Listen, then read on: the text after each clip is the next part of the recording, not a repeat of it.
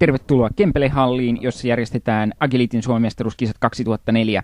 Ja näissä kisoissa Itä-Helsingin Agilitin harrastajilla on ensimmäistä kertaa edustusta paikalla, ja kuten näette, niin muitakin kilpailijoita on runsain mitoin täällä. Ensimmäisenä radalle lähtee mediluokassa edustajistamme Eeva Ekholm ja Amerikan kokkespanieli Caddy, ja Amerikan kokkespanieli Caddy on ensimmäinen rotunsa edustaja Suomen mestaruuskisoissa. Ja näin olemme hyppyradalla, joka on tämän SM-kisojen kaksiosaisen kisan ensimmäinen osa, ja siitä lähtee hyvin renkaan suoritus ja sitten jo aita, ja sitten kolmannelta esteeltä siinä tulee nyt harmillisesti yksi kieltovirhe. Tuo kieltovirhe on kyllä myrkkyä tässä radalla sijoituksessa, mutta tärkeää on saada tulos, sillä jollei kummaltakin radalta saa tulosta, niin on ulos, ja sieltä tullaan sitten putken kautta hypylle, ja seuraavan kerran putkeen. Nyt lähtee hyvin tuosta etenemään tämä ratasuoritus, käydään kääntymässä tuolla päädyssä. Nyt menee aika hyvin ja siitä jo päästään pikkulia maalisuoralle hyvin tuolta takaa ja siitä Kepelle erinomainen sisäänmeno ja nyt vaan vauhdit Kepillä ja siitä sitten näin hienosti maaliin ja itse asiassa sijoitus ensimmäisen radan jälkeen on 49. Eli katsotaanpa tuo alku vielä, siitä lähtee hyvin kakkosesteelle, mutta tuossa kolmannella esteellä Caddy seuraa erittäin hyvin kyllä kättä siinä, mutta kun Eeva siirtyy jonkin verran ohi tuosta esteestä, niin siitä se kieltovirhe sitten napsahtaa.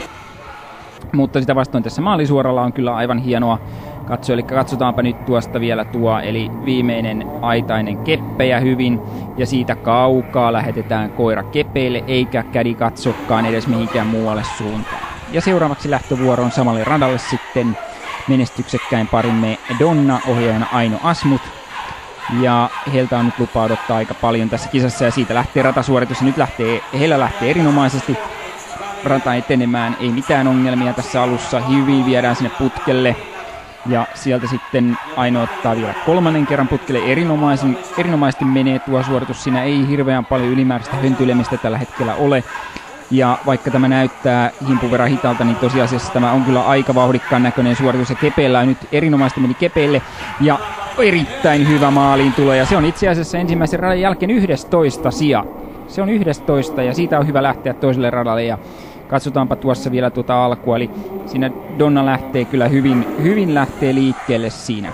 Ja seuraavaksi sitten Agility-rata ja Caddy ja Eeva ovat siellä jo valmiina, eli nyt sitten tämä ratkaiseva ratasuoritus. Ja jälleen on rengas ensimmäisenä esteenä.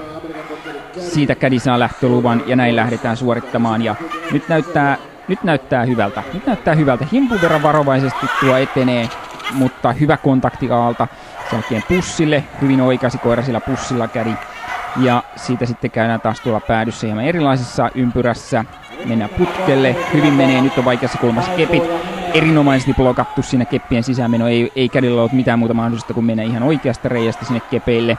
Ja sitten keinulle, eli kaikki kontaktit nyt ulkona, hyvä keinun suoritus, sitten vielä puomia, tämä on erinomainen rata, kyllä nyt on hyvä rata, ei tule siitä edes kontaktivirhettä, joten maalisuora, nyt vielä yksi aita siitä ja siellä kepitu, ja siitä tulee nyt sitten kieltovirhe tuosta viimeiseltä aidalta, joten vitonen tältäkin radalta sitten tulee. Katsotaanpa nyt vielä mitä siinä tapahtuu oikeastaan.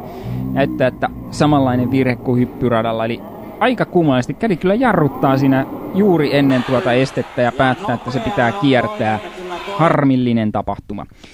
Ja Donnalle valitettavasti tuolta samaiselta Agility-radalta tuli hylätty suoritus, joten he eivät näistä SM-kisoista saaneet yhteistulosta.